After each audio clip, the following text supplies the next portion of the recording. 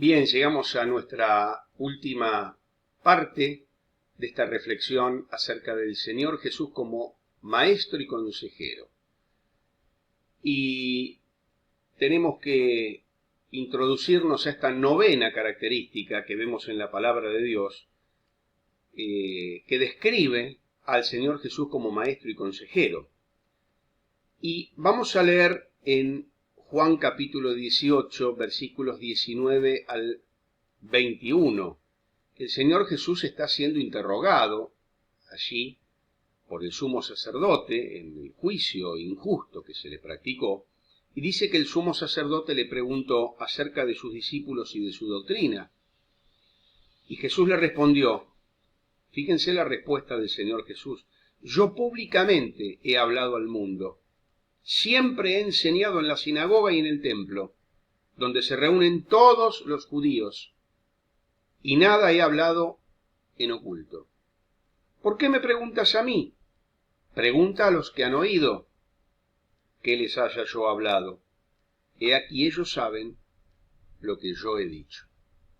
Esto a mí me resulta extraordinario, este ejemplo del Señor, porque no hay mejor defensa que un maestro pueda esgrimir que remitiéndose a sus propios discípulos, en lugar de cuando una persona lo acusan, como en este caso el Señor Jesús, él dice, no tengo por qué defenderme ni tengo por qué dar cuenta. Yo todo lo que he hablado lo he hecho en público, limpiamente, nada en oculto, y no tienen por qué preguntarme a mí. Pregunta a los que han oído.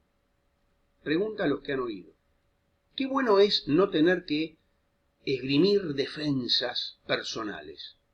Que nuestra defensa sean nuestros alumnos, nuestros discípulos, lo que hayamos sembrado en ellos. A vos te cita el director de un colegio. Mirá, ahí qué estuviste diciendo, no diciendo, qué pasó, qué no pasó. La mejor defensa es decir, señor directivo, usted puede dirigirse al aula y hablar directamente con los alumnos y que ellos le digan cómo doy yo la clase. ¿Qué digo? ¿Qué no digo? Que ellos sean mi mejor defensa. Ese no tener necesidad de encarar uno mismo la defensa, sino que los propios discípulos sean el testimonio vivo de nuestra función como maestros.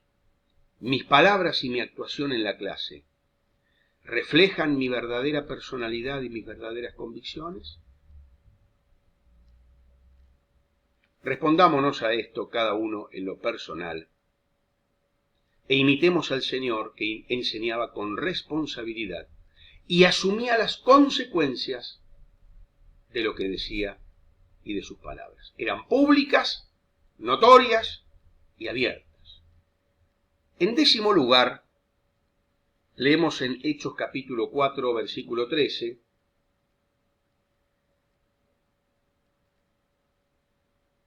que viendo el denuedo de Pedro y de Juan, y sabiendo que eran hombres sin letras y del vulgo, se maravillaban y les reconocían que habían estado con Jesús. Vemos que estos hombres, Pedro y Juan, hombres del vulgo, hombres sin letras, hablaban con denuedo, con poder, con elocuencia la palabra de Dios. Y vemos cómo la enseñanza del Señor había transformado sus vidas. El Señor, a través de su enseñanza y de su consejería y de su discipulado, promovía el desarrollo de los talentos y de las capacidades de los discípulos. Sacaba lo mejor de ellos, pero no solo eso, sino que les daba el poder sobrenatural del Espíritu Santo para que estos hombres, que antes de conocer al Señor eran absolutamente ignorantes y sin ningún tipo de capacidad oratoria, e incluso antes de la venida del Espíritu Santo estaban temerosamente escondidos, ocultos allí, temerosos, vemos que todos los que los oyen se maravillan. Y la última parte del versículo es maravillosa. Les reconocían que habían estado con Jesús. ¿Estaríamos verdaderamente felices y satisfechos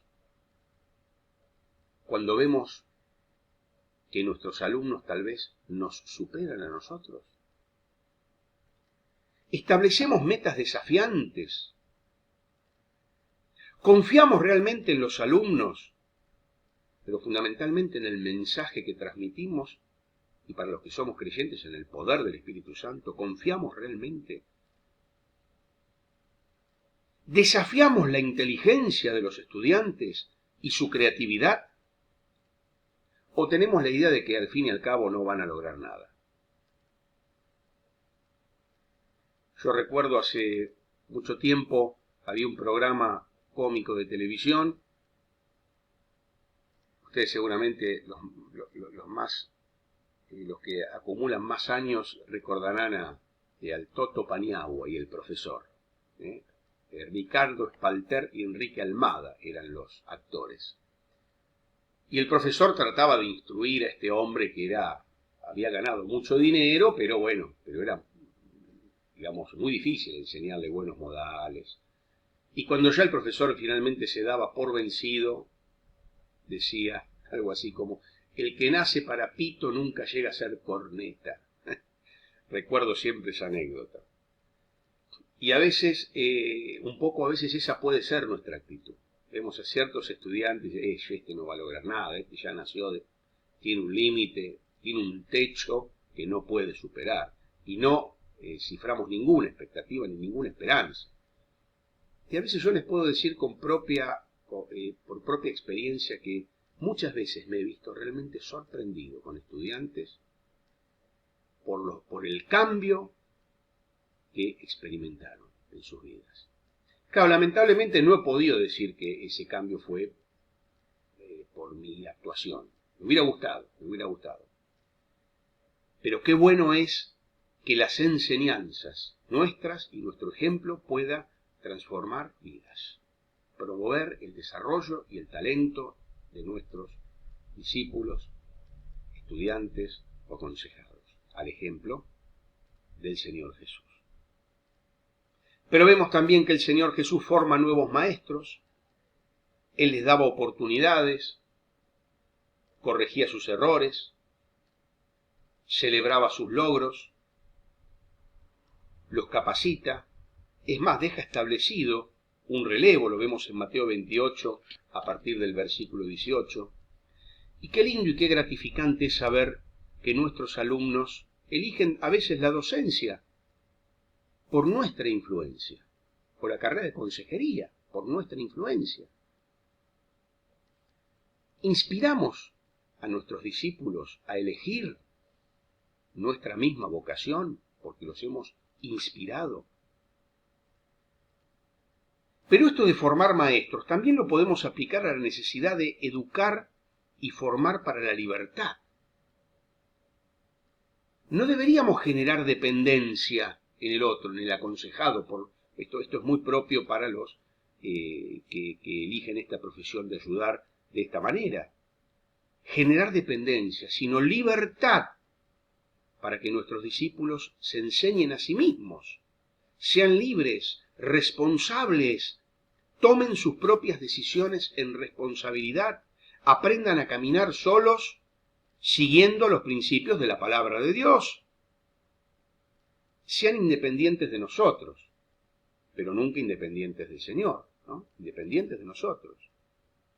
Bien, vamos a la última de las características para cerrar esta reflexión, que creo que es una de las principales, o si no la principal, y que el Señor tenía bien claro cuál era su prioridad. La misma tendría que ser la prioridad de los docentes y de los consejeros cristianos. Leamos en Juan capítulo 5, versículo 24.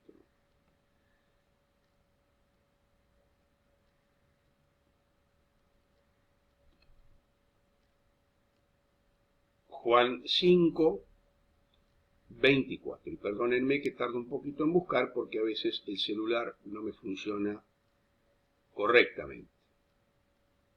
Dice: de cierto os digo, el que oye mi palabra y cree al que me envió tiene vida eterna, y no vendrá a condenación, mas ha pasado de muerte a vida.